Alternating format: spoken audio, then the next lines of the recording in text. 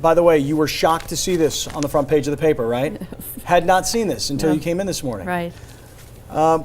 Right decision to call Mayor Filner out? I was just going to ask the same question now that you see that. Are you still feeling okay about coming out? Oh, yes. Okay. Oh, yes. Yes. Just take us back to the day that you say Mayor Filner came across in a restaurant booth and tried to put himself all over you. Just take us back to what was going on.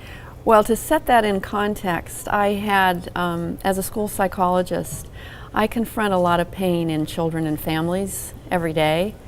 And as a way to wake up America that our families truly are our foundation, and our foundation is shattering, I initiated a national campaign to make the well-being of America's kids our nation's highest priority. And then you and Bob Filner had gotten together because he was at the time a congressman and he was going to try and help you in some way with this cause? Yes, Michelle Obama had come out with a statement that matched our mission. It was, America's children have to know they come first.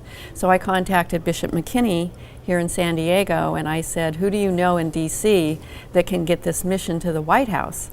And he said, Congressman Bob Filner. So we had a meeting in, I believe it was early May 2009 with the team from the campaign. And then it was a very comprehensive meeting and he was going to take these materials to the Obamas. All right, and then we have to fast forward only just because of the sake of time. A week and a half later, he called me at home and said he wanted to meet with me and I didn't understand why. And he said, I want to know who in the hell you are. Oh. So that's when I printed out my resume. I figured that's what he was asking. We met at this restaurant across from his congressional office. I was in a booth. He came in. He sat across from me. I handed him my resume. He brushed that aside. Then he told me he had already contacted the Obamas with our information, which thrilled me. And then all of a sudden he had this strange look on his face and in his eyes and told me that my eyes had bewitched him.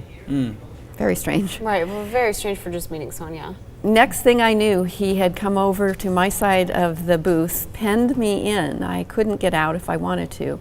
And asked him what his wife would say if she was there, and he laughed this hysterical laugh. And then was trying to kiss me, actually 4 times, really tried to move my head. Were his hands on your face? What are we saying here? Yes, he had, as I remember, because it really was a suspension in time. This was so surreal.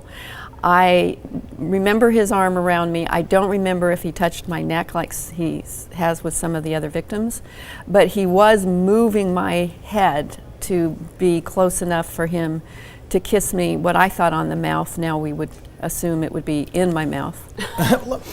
How did you get, I think he's so close and he's kind of a bigger guy and were you just dodging him? It was not going to happen. I was not going to let it happen. And I didn't realize, so he was married at the time?